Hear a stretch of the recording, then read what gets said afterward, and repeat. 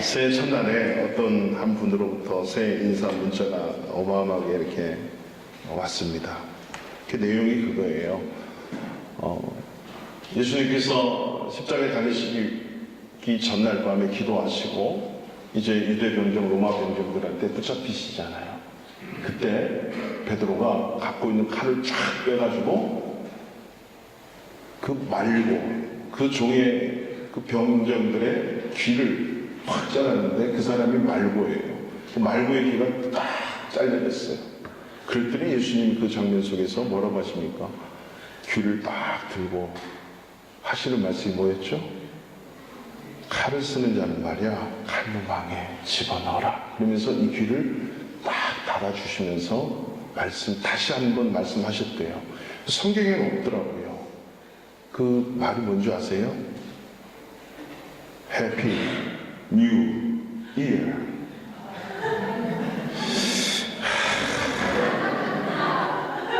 새해에 이게 이해가 안 되십니까?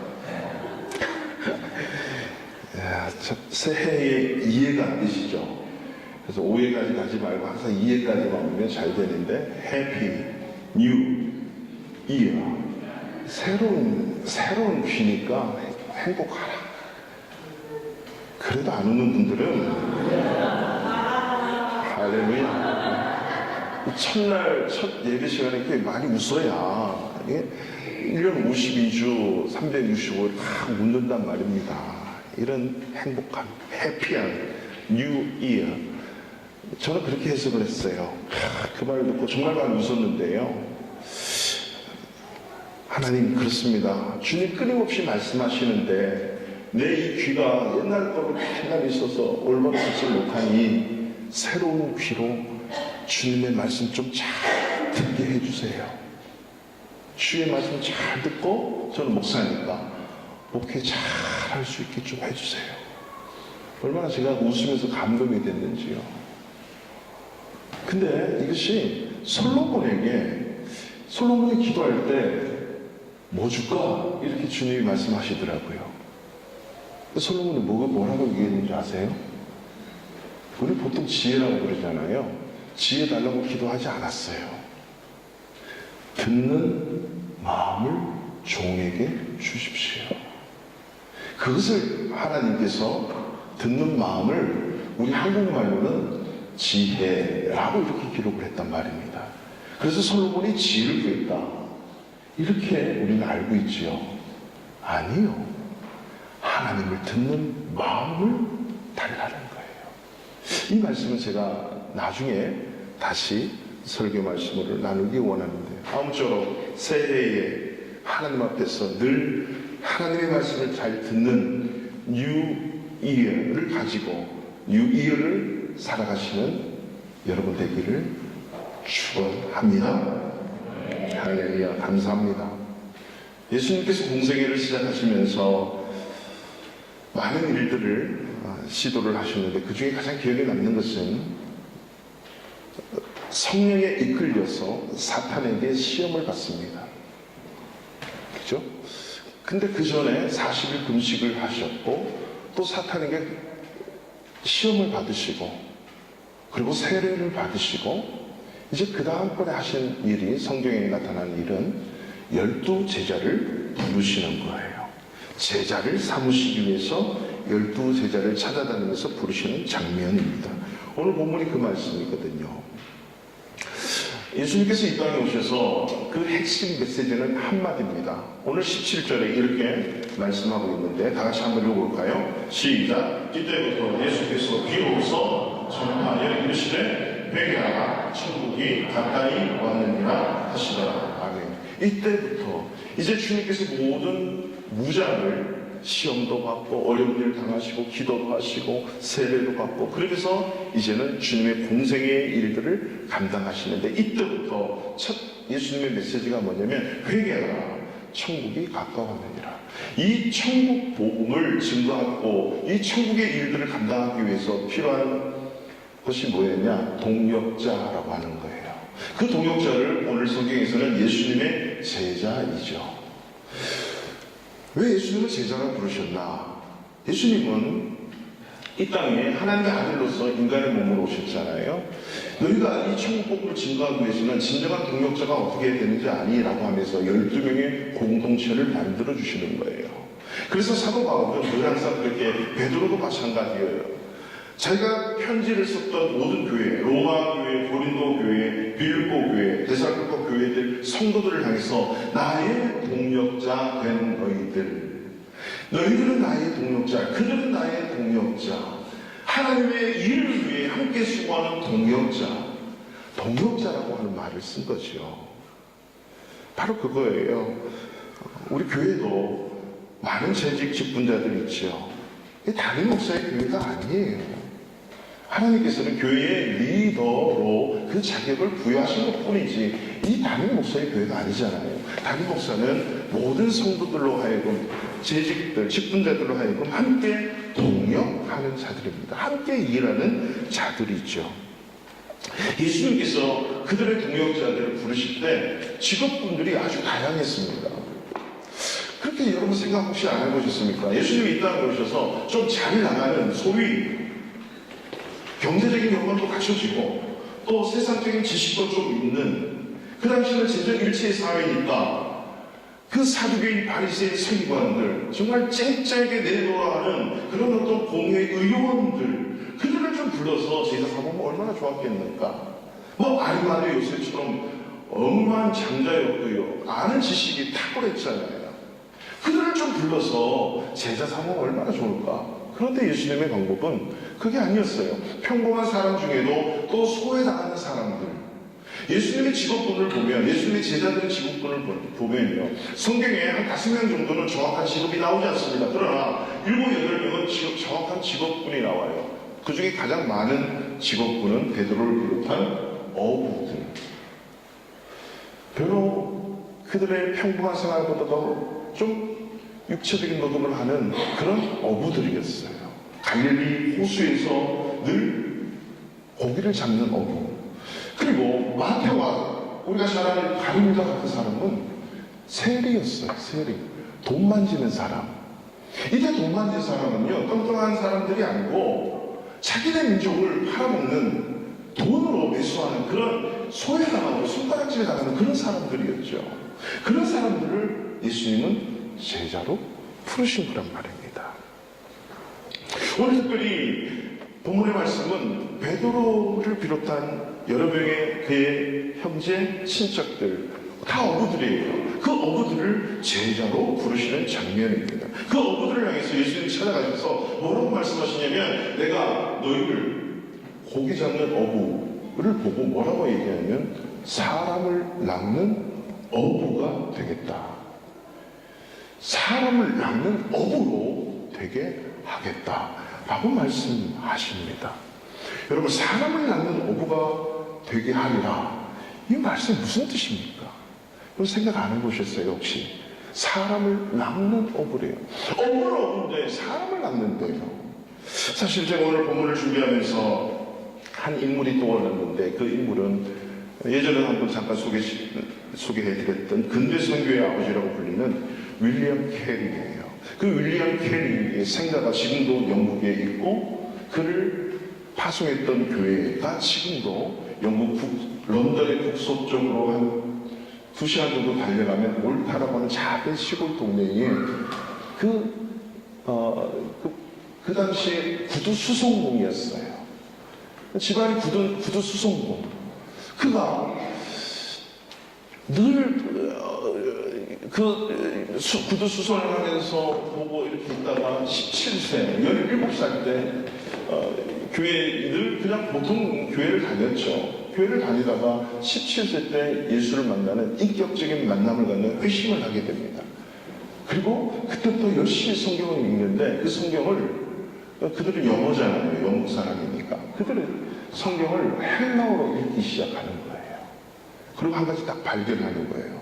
내 인생을 여기에 걸겠다고 신학을 공부하고 목사가 됩니다. 1792년에 목사가 되고, 그 전에 목사가 됐죠. 근데 자기가 성경을 읽어보면 읽어볼수록 지금도 세계에는 수많은 영들이 예수를 모르고 복음을 모르고 죽어가는데, 회개하라, 천국에 가까이 왔느니라. 이 말씀을 드신 예수님의 이 복음을 까지까지 이런 증인이 되겠다고 하셨는데 하나님은 다 하시지 않는 거예요. 오히려 영국교회는 배불리 먹고만 있고 자기들 교회 잘 될 거 궁리만 하고 있고 교회가 등치 키우기에 여념이 없는 거예요. 그 영국교회를 향해서 뭐라고 얘기하냐면 세계 선교를 감당해야 됩니다. 우리 영국이 세계 선교를 감당해야 됩니다. 근데 다 콧방귀를 끼기 시작하는 거예요. 야, 니네 똑바로 잘해. 무슨 세계 선교냐. 그래서 너무나도 가슴이 불타올라서 그가 유명한 한마디를 남기는데 그것이 지금까지도 그게 뭐냐면 하나님으로부터 위대한 일을 기대하라. 그리고 하나님을 위해 위대한 일을 시도하라. 물론 한국말로 안 했어요. 영어로 했어요. 하나님을 위해서 위대한 일을 기대하라는 거죠. 아니, 하나님으로부터 expect great things from God. Attempt great things for God. 하나님으로부터 위대한 일을 기대하고 하나님을 위하여 위대한 일을 시도하라. 이걸 온 영국교회에다가 선포를 하지만 세계선교의 중요성을 얘기하지만 호빵기기란 거예요. 그러니까 이들에게 해외 선교회를 만들었는데 잘 아시는 분도 있지만 런던 선교회라고 지금도 존재하죠. 그 런던 선교회를 조직해서 본인은 인도 선교사로 떠납니다. 그리고 인도에서 마지막 생애를 다 하죠. 그의 무덤이 지금도 거기 있어요. 작년에 제가 이 구두수성공 출신이었던 윌리엄 캐리 교회를 가게 됐어요. 런던에, 위에, 영국에. 가서 그 목사님과 그들을 봤어요. 제가 물어봤어요. 너희들이 지금 이렇게 자랑하고 있는 이 윌리엄 캐리의 무덤에 가봤니? 안 가봤대요. 인도 선교 가봤니? 안 가봤대요. 그래서 그 목사님께 말씀을 드렸어요. 내가 인도에서 왔는데 말이야, 한 번쯤 가봐야 되지 않겠습니까? 윌리엄 캐리 설명은 너무 잘하는데 한번 다녀오세요. 사진도 있어요. 근데 한 번도 안 가봤대요. 그래서 소개를 좀 했어요. 다녀오라고. 윌리엄 캐리가 묻혀있는 그 인도 캘커타에 한번 다녀오라고. 이분이 아는 거는 헬라어로 성경을 아는 것밖에 없는데 하나님이 그것을 사용을 하시는 거예요. 인도에는 언어가 몇 개나 될까요? 셀 수 없어요. 공식 언어는 힌디어고 영어인데 그 당시에는 산스크리트어라고 해서 오직 인구의 약 5% 내지 10%만이 글을 읽을 수가 있었어요. 나머지는 문맹이죠. 그 당시에 상위 카스트 상위 계층만 알았던 언어가 뭐냐면 산스크리트어예요. 힌디어가 아니고 산스크리트어. 기억나세요? 그거를 공부해가지고 산스크리트뿐만 아니라 그 모든 인도의 종족의 수많은 언어, 약 60개의 방언으로 된 성경을 번역하기 시작합니다. 그리고 성경을 읽을 수 있도록 문자를 만들어가지고 보급을 하며 글을 가르쳐요. 성경을 알게 하는 거죠. 하나님으로부터 위대한 일을 기대했던 그 윌리엄 캐리가 믿음을 가지고 하나님에 대한 그 신뢰와 기대감을 가지고 끊임없이 위대한 일을 시도하는데 그 중에 가장 놀라운 일들이 너무나도 많은데 산스크리트어로 성경을 번역할 뿐만 아니라 지금도 헌법에서 인도의 가장 고질적인 악한 습관이 뭐냐면 남편이 죽으면 아내가 살아있다면 아내도 함께 화장하는 거예요. 예전에 한번 말씀드렸죠. 산띠 제도라 그래가지고 남편이 죽으면 아내는 더 이상 존재감이 없어요. 같이 그 속에 화양해서 죽여야 돼요. 이런 관습을 그들은 따르고 있었단 말이죠. 힌두교의 아주 거룩한 습관이라고 믿고 있었던 거죠. 이것을 법으로 금지하는 데까지 이르르는 그런 막대한 영향력을 끼치는 자로 윌리엄 캐리는 살았습니다. 그의 모토는 끊임없이 하나님으로부터 위대한 것을 기대하고 하나님을 위해 위대한 일을 시도하라. 그랬던 그가 세계 선교에 막대한 영향을 끼치면서 여기에 동원됐던 수많은 선교사님들도 조선 땅을 찾기 시작했습니다. 그리고 저와 여러분들이 오늘날 이 순간 예수를 믿게 된 거예요. 위대한 일을 기대했고 치료했던 그 윌리엄 캐리, 그가 사람을 낚는 구두 수송공으로 세계 선교에 오늘날 저와 여러분들이 예수를 믿게 하는 데까지 그 일을 할 수 있었던 것, 사람을 낚는 구두 수송공으로 저와 여러분들이 사람을 낚는, 여러분의 직업이 뭐죠?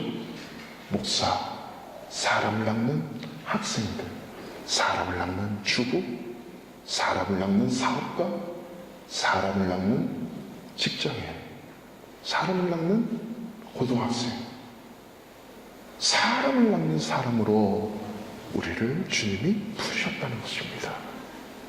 그래서 사람을 낚는 어부가 되게 하겠다는 그 의미는 첫째, 하나님만 기대하라는 거예요. 하나님 외에 기대하는 게 아니고 하나님만 기대하라는 겁니다. 우리 19절 말씀 우리 다 같이 다시 한번 읽어볼까요? 시작. 말씀하시되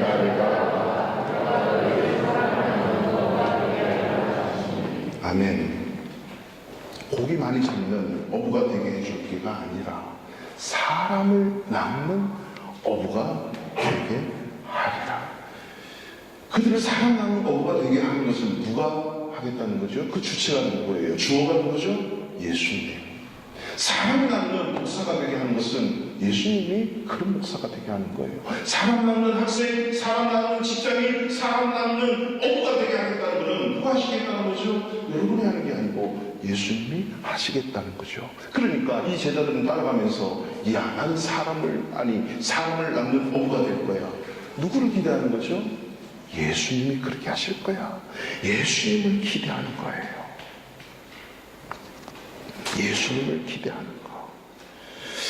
그 사람을 낚는다고 했을 때 그 사람을 낚는다는 그 의미는 바로 3년 후에 이것을 12제자들은 절실히 깨닫게 되지요. 예수님이 십자가에 부활하기 전에 십자가에 돌아가셨죠. 그랬더니 제자들은 다 예수님을 저주하고 다 도망가 버렸어요. 그 도망가서 했던 일들이 뭐냐면 어부는 어부대로 자기 일에 돌아가는 것. 그리고 갈릴리 호수에서 고기를 밤새도록 잡습니다. 근데 잡았을까요? 못 잡았을까요? 못 잡았어요. 이때 예수님이 다 제자를 불러 모아서 베드로에게 묻습니다. 너 나 사랑하니? 네, 사랑합니다. 그럼 내 양을 먹여라. 거기서 내 양, 이게 뭐냐? 예수님의 양이라는 거예요. 그 예수님의 양은 어떤 양입니까? 영혼, 한 사람, 한 영혼을 먹이라는 거죠. 사람을 낚아라. 바로 사람을 낚는 어부는 한 사람, 한 영혼을 주님께로 인도하는 거. 회개하라. 천국이 가까우느니라. 이 말씀을 받아들이도록, 이 말씀을 증거하는 자가 되도록 그런 어부로서의 삶을 살게 하겠다라는 것입니다. 그러면서 그 증거들을 어마어마하게 보여주시는데, 여러분 누가복음 5장에 보면 마태복음, 마가복음에는 나오지 않습니다. 시몬 베드로와 형제들이 고기를 엄청 많이 잡죠. 근데 밤새도록 잡는데 고기를 한 마리를 못 잡았어요. 그리고 무트로 나와가지고 오늘은 이제 끝났다. 그리고 그물을 다 손질하고 잡고 이제 집에 가려고 하는데 예수님이 쫙 말씀하시는 거예요. 깊은 데로 가서 그물을 던져라.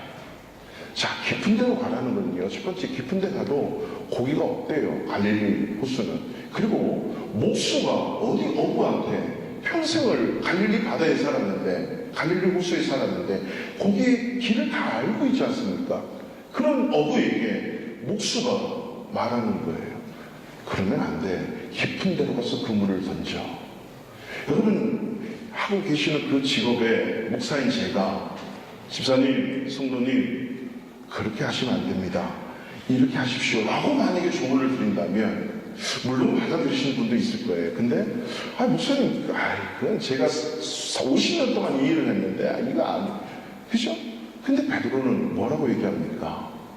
내가 밤이 맞도록 한 마리 못 잡았는데 말씀에 의지하여 깊은 데로 가겠습니다. 그리고 어떻게 하죠? 그 말씀을 기대하면서 그 그물을 다시 배에 실어요. 그리고 노를 저어서 깊은 데로 가야만 돼요. 이게 얼마나 수고가 듭니까? 거기에 나오기 전에 그냥 그물 던져 그랬으면 됐는데 다 접고 이제 집에 가서 쉬려고 하는데 그 말씀을 하시는 거예요.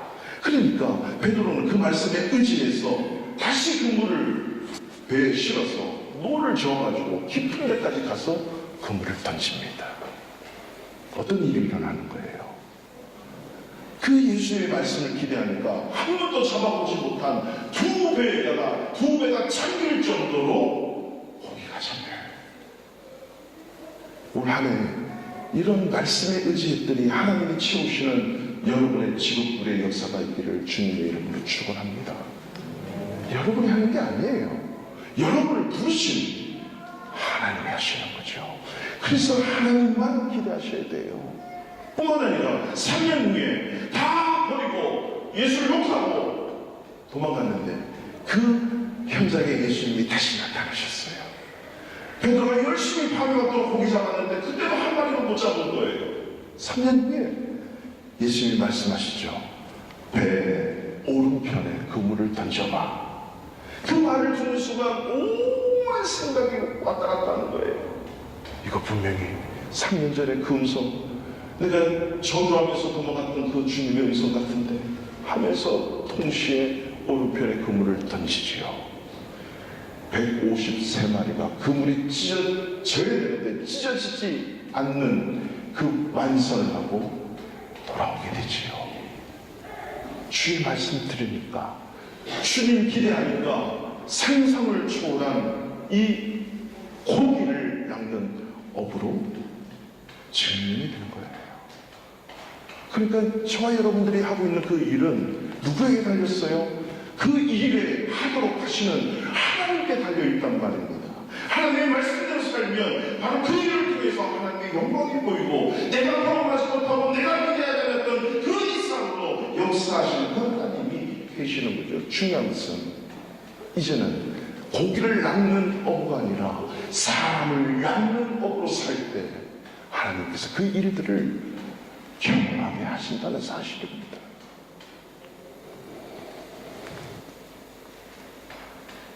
이러한 말씀을 성경으로 저와 여러분들에게 주셨어요. 그러면 우리는 이 말씀 앞에서 이 말씀을 붙들고 믿고 의지하면서 맡기고 기도해야 되지 않습니까? 이것이 하나님만을 기대하는 거예요. 공부하는 학생들도 하나님을 기대하면서 공부하는 거하고 내가 열심히 공부하는 거하고 사업하는 사람들도 직장의 삶을 사는 것도 내가 열심히 해서 직장을 하는 거하고 그 일을 부르게 하시고 그 일을 정말 하나님이 하게 하셨다면 하나님을 기대함으로 기도하면서 그 일을 감당할 때 하나님이 채우시는 만선과 그물이 찢어질 정도로의 그런 축복들을 여러분 분명히 받아 누릴 줄로 믿습니다. 사람을 낚는 목사, 사람을 낚는 사업가, 사람을 낚는 여러분 직장인, 학생, 우리에게 주어진 이 땅의 모든 직업들의 궁극적인 목적은 그 직업을 감당하도록 하시는 하나님의 분명한 목적이 있다는 사실을 잊어서는 안 됩니다. 한 영혼, 한 사람 때문에 여러분 그 직장, 그 사업 하나님이 하시는 거예요. 이 땅에서 잘 먹고 잘 되고 잘 있고 열심히 공부하는 것으로 땡 아니에요. 목적이 있는 거예요. 사람을 낚는 그 학생이 그 목사가 되는 거죠. 지난 금요일도 스쳐가면서 말씀을 드렸는데 여러분 베트남에서 영웅이 된 한 분이 계시죠. 박항서 축구 감독. 참 여러분이 잘 알고 계시는 2002년도에 코치였어요. 그래서 우리가 준결승까지 올라가는 그런 또 월드컵의 축구를 영광도 맛보고 그 이후에 이 박항서 감독은요 코치도 하고 감독도 했는데 그럴 만한 부지런한 성적이 없었어요. 본인 보기에 나는 실력 없는 선수였고 실력 없는 지도자였다. 근데 이분이 끊임없이 한 가지 구한 게 있어요. 예배생활. 부산을 가도 마산을 가도 수요일, 금요일, 주일에 부부가 함께 끊임없이 예배 참석하는 거예요. 그리고 기도하는 거예요. 이번에 예수 믿고 예수 만나고 신앙생활 하면서 여러분 박성화 씨라고 오래되신 분은 기억하실 거예요. 김재현 이런 기독교 축구인들 국가대표 선수들과 함께 기도하면서 그렇게 결심을 한 거예요. 한 손에는 축구공, 다른 한 손에는 십자가를 들고 하나님의 선한 뜻을 이루는 비전을 저에게 주셨습니다. 한 손에는 뭐요? 축구공, 다른 한 손에는 십자가. 이걸 증거하는 하나님의 일을 감당하는 자가 되겠습니다. 뭐 바로 되는 게 아니죠. 2002년 이후에 계속 그런 굴곡이 있고 높고 낮음이 있는 삶을 통해서 이제 한국에서는 더 이상 희망이 없어요. 이 안에 최상환 권사님이라고 하는 분은 늘 기도하는 분이셨어요. 이분은 TV를 안 봐요. 특히 자기 남편 TV 경기가 있으면 꼴방에 들어가서 기도하는 아내였어요. 기도하는 아내. 그 기도하는 아내가 베트남이 소개됐을 때 기도하면서 그래 하나님의 뜻이라면 베트남 가서 자기가 하는 그 축구를 통해 아직도 복음화 되지 않는 곳에 내가 주의 복음을 증거하리라. 그래서 두 분이 기도하는 가운데 베트남에 갔어요. 거기서 어떤 일이 일어났죠? 1년밖에 안 됐는데 어마어마한 일들이 막 일어나고 있고 지금도 일어나는 거예요. 잠시 후에 또 아시안 게임이죠. 축구 대회 어떤 일을 하실까요? 모르죠. 근데 한 가지 놀라운 일이 있다는 사실을 아십니까? 작년 12월 8일 성탄절 전전 주에 최초로 베트남 기독교 선교 대회를 열었어요. 근데 베트남은 공산국가이기 때문에 교회 밖에 어떤 교회 집회를 허락하지 않아요.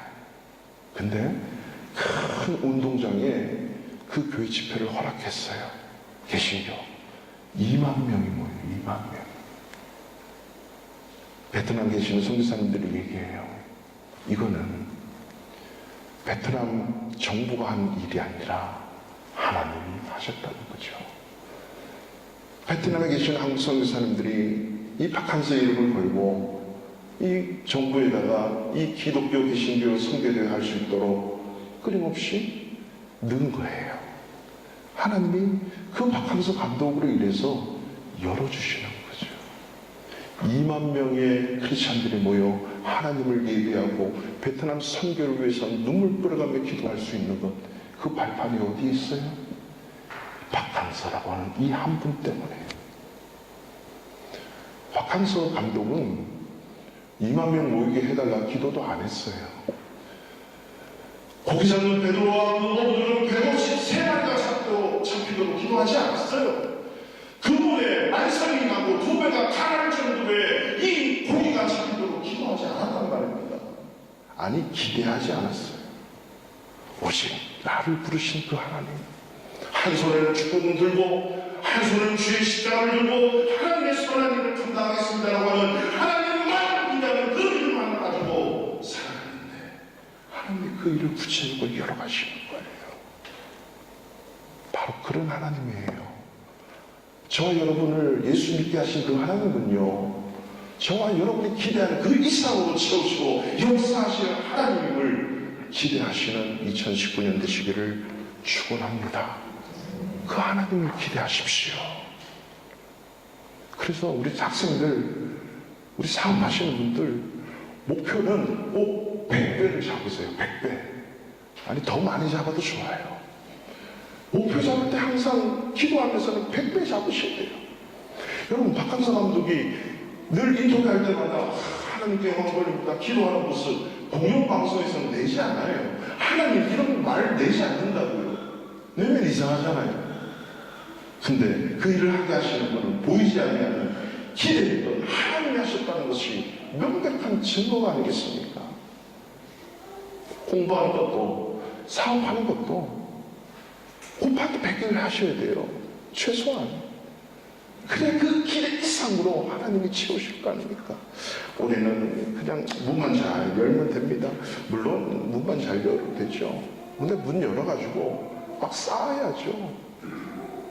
올해는 그냥 폴란드에서 그냥 1등만 할게요. 아니, 이탈리아 가서 독일 가서 1등 해야지. 세계적으로 높게 잡아야죠. 왜? 하나님은 그런 하나님이고 이미 정말 여러분들의 이런 본문 앞에서 이 말씀이 나와 상관이 있다면, 아니 이 말씀을 기록하신 하나님이 내가 믿는 하나님이라면 그 하나님을 기대할 수 있는 2019년 되시기를 축원합니다. 그러면 두 번째로 하나님을 기대한다면 이제 하나님을 위해 큰 일을 시도하는 거예요. 누구를 위해? 하나님을 위해.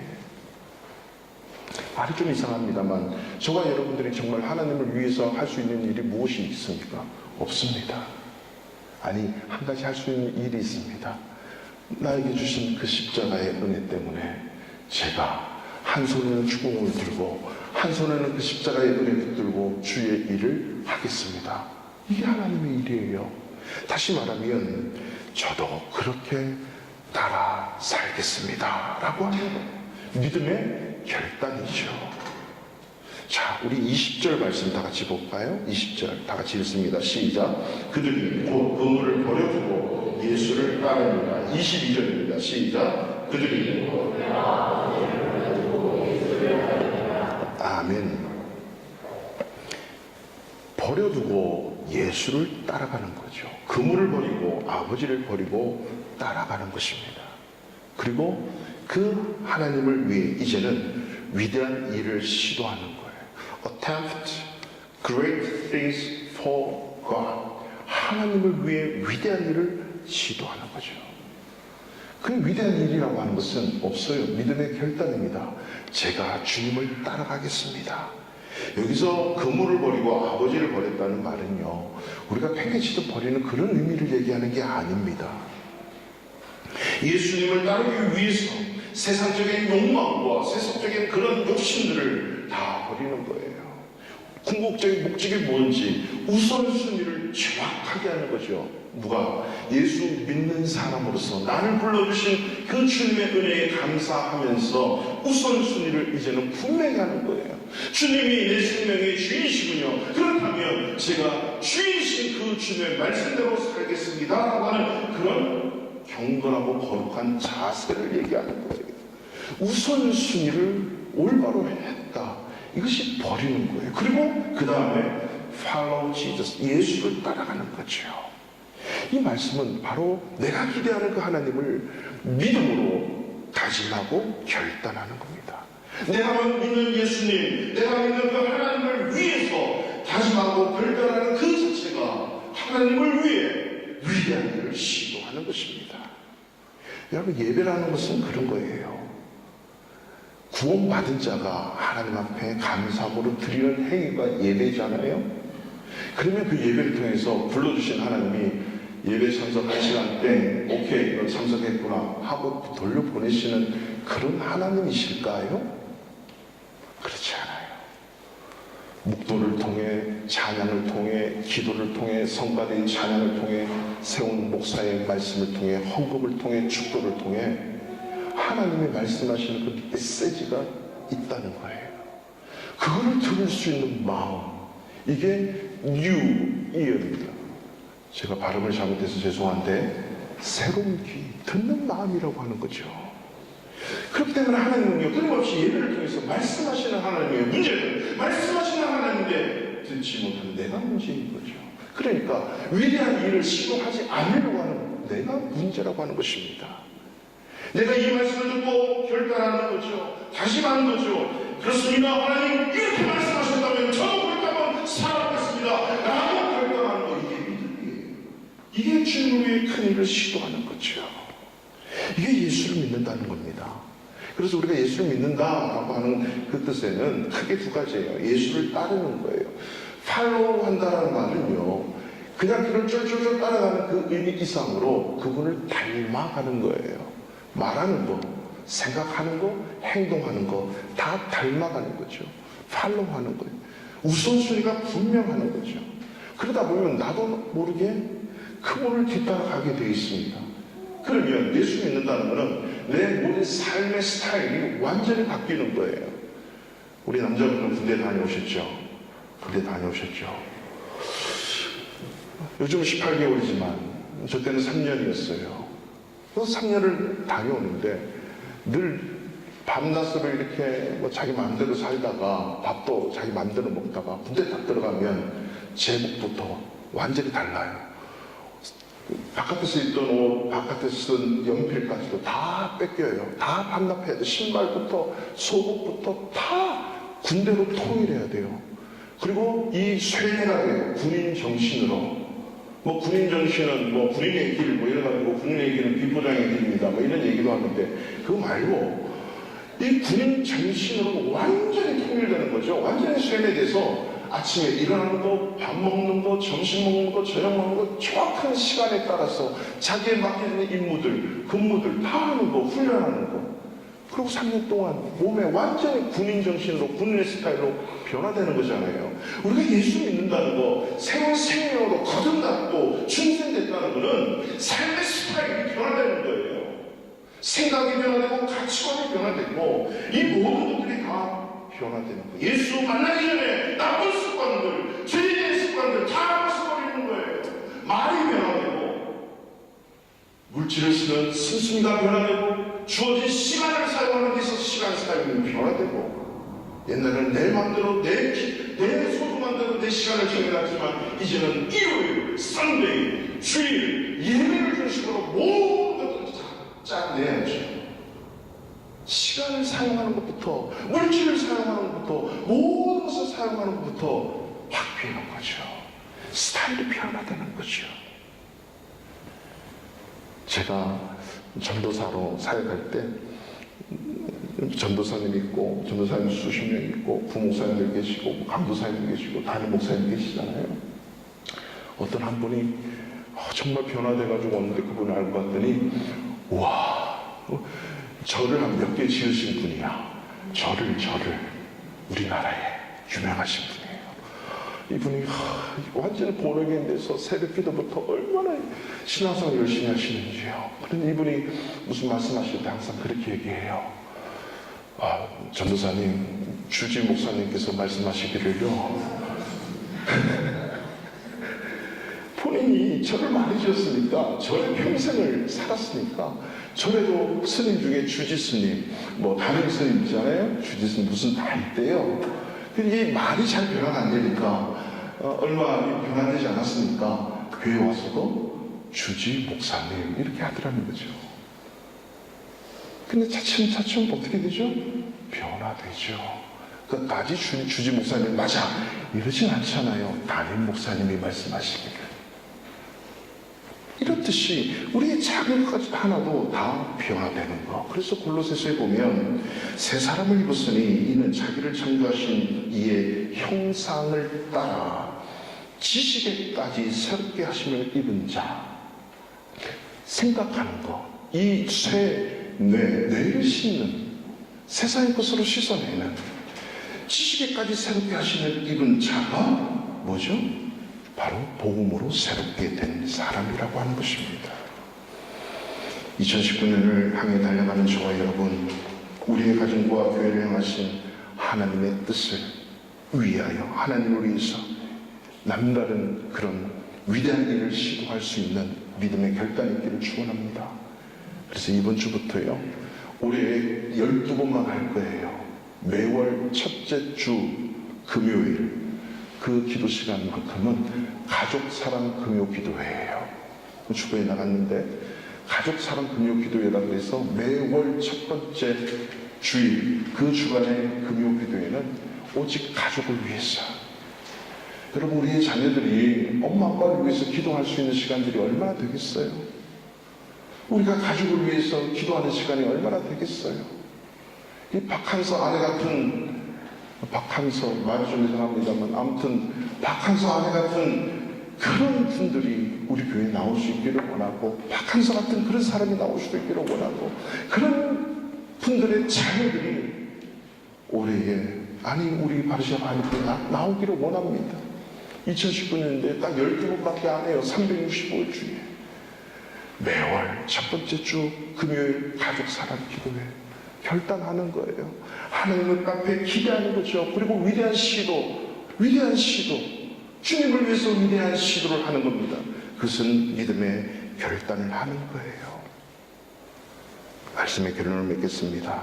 여러분, 자녀를 키워보면, 자녀 키워보신 분들은 참 자녀들 좀 잘하면 그 받은 용돈을 가지고 부모님의 생일이나 또 뭐 좀 특별한 기념일에, 뭐 어버이날 이때 자기 용돈을 모아가지고 부모님 기뻐하시는 걸 다 드리잖아요.